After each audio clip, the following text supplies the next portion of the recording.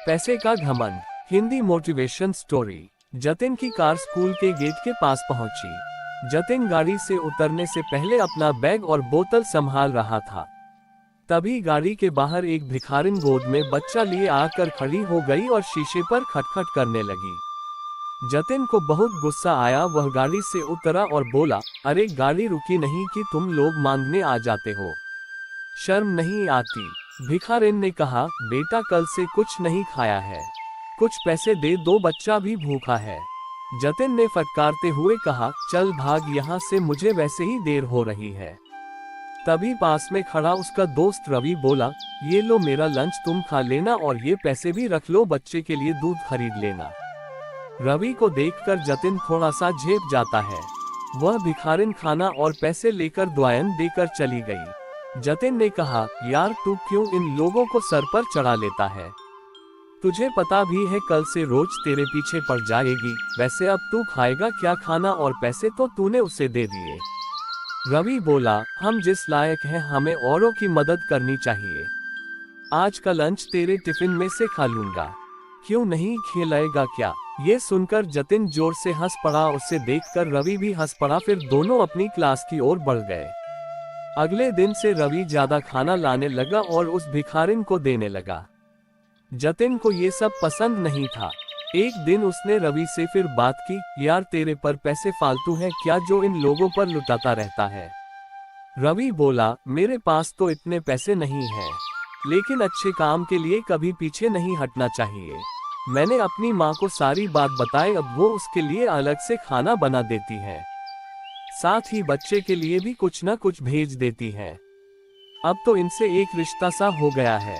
मेरी बात मान, एक बार तू भी किसी की मदद करके देख, तुझे कितना मजा आएगा। जतिन कहता है, मेरे पापा कहते हैं कि हमारी मेहनत का पैसा हम किसी पर क्या लुटाएं। मेरे परिवार में कोई भी दाना वगैरह नहीं करता है, और अगर करता भी है तो टैक्स बचाने के लिए। रवि हंसकर जवाब देता है, ठीक है, अपनी अपनी सोच है, हम क्या कर सकते हैं। इस पर जतिन बोलता है, देख ये भिखारी ऐसे ही रहेंगे और तुझे भी लूट लूट कर भिखारी बना देंगे। मेरे पास तो पैसे की कभी कमी नहीं होगी, पर तेरा भविष्य मुझे खतरे में दिखाई दे रहा है। रवि कहता है, एक काम करते हैं, कॉलेज खत्म होने के बाद एक बार यही मिलने आएंगे, फिर बताएंगे कि कौन कहां तक पहुंचा। जतिन रवि से मिलने का वादा कर लेता है। कुछ ही सालों में दोनों दोस्त अलग अलग कॉलेज में एडमिशन ले लेते हैं और अपनी पढ़ाई में लग जाते हैं। कॉलेज के बाद दोनों बिछुड़ जाते हैं। एक दिन जतिन अपने स्कूल के सामने से गुजर रहा था। तभी उसने देखा कि स्कूल के पास ही एक छोटी सी दुकान है, बच्चों के खाने पीने का सामान बेचने की। उस पर एक छोटा सा लड़का और उसकी माँ बैठे थे। जतिन पहचान गया कि ये तो वही भिखारिन है जिसे रवि अक्सर पैसे दिया करता था। उन्हें देखकर उसे रवि की याद आ गई, लेकिन वह उसे कहाँ ढूंढे। कुछ ही देर में वो अपने ऑफिस पहुंच जाता है। ऑफिस में उसका मैनेजर जतिन से मीटिंग करता है, सर आपके पापा के जाने के बाद पूरा बिजनेस ही बैठ गया। एक गलत साइट पर बिल्डिंग बनाकर सारा पैसा डूब गया।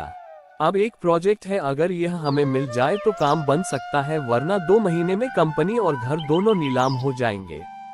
जतिन बोलता है, मैं जानता हूँ, पता नहीं किसकी नज़र लग गई हमारे बिजनेस को। आप इस प्रोजेक्ट की डिटेल मुझे भेज दो, कल उस नए इंजीनियर से मैं खुद मिलकर उसे प्लान समझाता हूँ। हमें किसी भी कीमत पर यह प्रोजेक्ट लेना ही पड़ेगा। अगले दिन जतिन जल्दी से तैयार होकर प्रोजेक्ट की फाइल लेकर सरकारी दफ्तर में पहुँच जाता है। वहां वह इंतजार करने के बाद इंजीनियर के केबिन में पहुंचता है। जतिन बोलता है, सर ये प्रोजेक्ट रिपोर्ट देखिए, हमसे अच्छी बिल्डिंग कोई नहीं बना सकता, एक बार देख तो लीजिए सर। तभी वह गौर से देखता है, ये तो उसका दोस्त रवि था। उसे देखकर जतिन बहुत खुश होता है। रवि भी सीट से उठकर उससे गले मिलता है। जतिन कहता है, अब तो मुझे कोई चिंता नहीं है, तू है तो मेरा सारा काम हो जाएगा। ये सुनकर रवि कहता है, जतिन ये प्रोजेक्ट मैं तेरी कंपनी को नहीं दे सकता हूँ। तेरी कंपनी ने जो बेईमानी से गलत जगह बिल्डिंग बनाई, उससे तुम्हारी रेपुटेशन खराब हो चुकी है। मैं तो क्या, इस शहर में तुम्हें कोई भी प्रोजेक्ट नहीं मिलेगा। ये सुनकर जतिन रवि के पैर पकड़ लेता है, यार ऐसा मत बोल, मैं सड़क पर आ जाऊंगा। तुझे देखकर मुझे एक उम्मीद बंधी है। अगर ये प्रोजेक्ट न मिला तो मैं बर्बाद हो जाऊंगा। रवि जतिन से कहता है, चल मेरे साथ। वह जतिन को लेकर उसी स्कूल के सामने पहुंच जाता है। वहां जाकर रवि कहता है, पहचानता है इस औरत को जिसे तूने कभी भीख नहीं दी, हमेशा फटकार देता था। मैंने इसकी थोड़ी सी मदद की और आज ये दुकान पर सामान बेचकर अपनी रोजी रोटी चला रही है। कोई मजबूरी में भीख मांगता है तो हमें उसका मजाक नहीं उड़ाना चाहिए। आज देख, भीख तो तू भी मुझसे मांग रहा है। इसमें और तुझमें क्या फर्क रह गया? मैं तुझे नीचा नहीं दिखा रहा, लेकिन तूने सिर्फ पैसा कमाया, दुआ नहीं, आज वह भी तेरे पास नहीं है।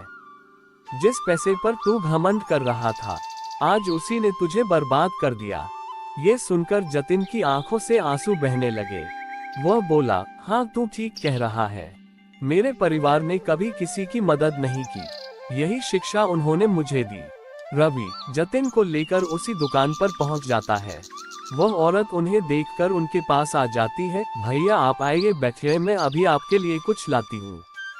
रवि बोला, नहीं मान जी, मैं तो बस आपसे मिलने आया था, कोई परेशानी तो नहीं है। वह औरत बोली, भैया आपके कारण हम भिखारी की जिल्लत से बाहर निकल आए।